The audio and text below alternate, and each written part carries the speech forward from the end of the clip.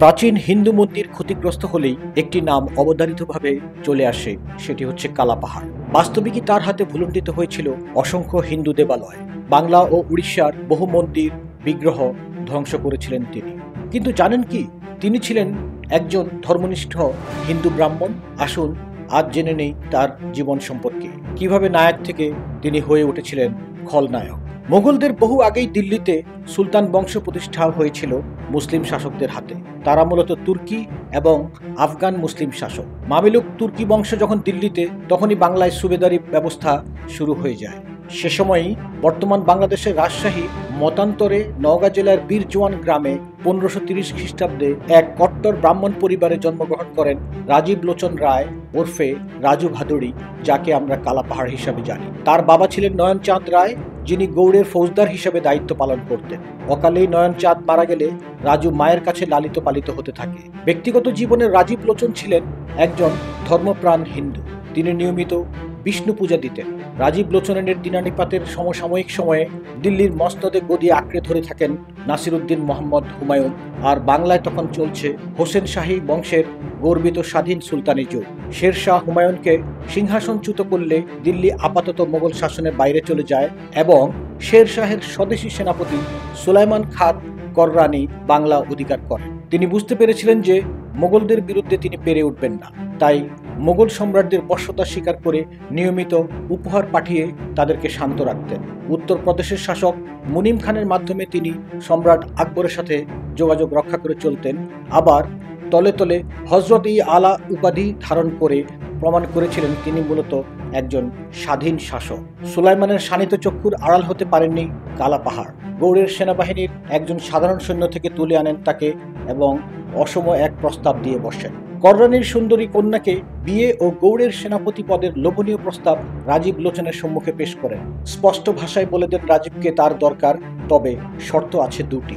তাকে গৃহত্যাগী হতে হবে এবং তাকে ধর্মান্তরিত হতে হবে। এই প্রস্তাব শুনে আপাত দৃষ্টিতে হতভম্ব হয়ে যান রাজীব। একদিকে গৌড়ের সেনাপতি আর কররানীর সুন্দরী কন্যাকে পত্নী হিসেবে পাওয়ার দুইটি লোভনীয় প্রস্তাব, আর অন্যদিকে নিজের জাতপাত আর ধর্ম বিসর্জন। অনেক জল্পনা কল্পনা শেষে রাজীব লোচন রায় ইসলাম ধর্মে দীক্ষিত হয়ে কররানীর কন্যাকে বিবাহ করে গৌড়ের সেনাপতি পদে অধিষ্ঠিত হন। 1563 থেকে 1572 এ 10 বছর কররানীর পাশে ছায়ার মতো বীরত্বের সাথে যুদ্ধ করে যান কালাপাহাড়।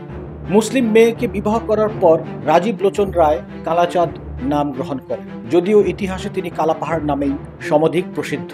কথিত আছে কালাপাহাড় ইসলাম গ্রহণের পর হিন্দু সমাজ তাকে একঘরে করে ফেলে। প্রকৃতপক্ষে কালাপাহাড় ইসলাম ধর্ম গ্রহণ করে নিজেই মনোকষ্টে ভোগেন। তার স্ত্রী সুলাইমান কন্যাও পিতার এহেন দূরভিসন্ধিমূলক কাজ পছন্দ করেন।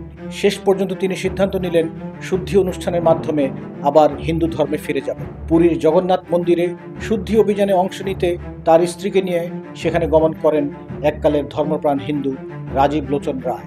আশা ছিল তার পুরোহিতেরা তাকে আপন করে নেবেন, কিন্তু বিধি বাম।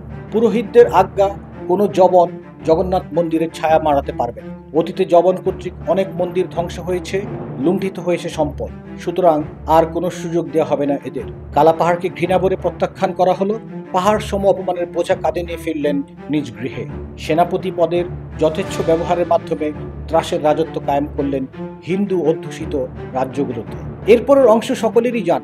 আসাম থেকে উড়িষ্যা পর্যন্ত রাজ্য বিস্তার করে সুলাইমান খান কররানী গৌড় থেকে রাজধানী তান্ডায় স্থানান্তর করেন। আসাম থেকে উড়িষ্যার প্রতিটি রণাঙ্গনে রাজীব লোচন রায় অসাধারণ সমরকুশীলতার পরিচয় দিয়ে পুরো বাংলায় পরাক্রমশালী সৈনিক হিসেবে আত্মপ্রকাশ করেন। স্বজাতির কাছে বাজেভাবে প্রত্যাখ্যাত হয়ে প্রতিশোধের বহ্নিশিখা জ্বলছিল কালাপাহাড়ের মনে। তার মৃত্যুর পূর্ব পর্যন্ত এই প্রতিশোধ স্পৃহার বলি হয়েছে ভারতবর্ষের বিখ্যাত সব মন্দির, পিষ্ট করে দেওয়া হয়েছে শিল্প সংস্কৃতির যাগযজ্ঞ।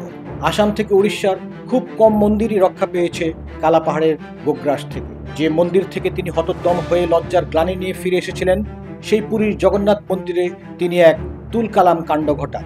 1568 সালে উড়িষ্যা বিজয়ে জগন্নাথ মন্দিরে ঢুকে গরুর চামড়ার ঢোল ও ঘণ্টা বাজিয়ে মন্দিরের ভেতর এক ধরনের অনুরণন সৃষ্টি করেন।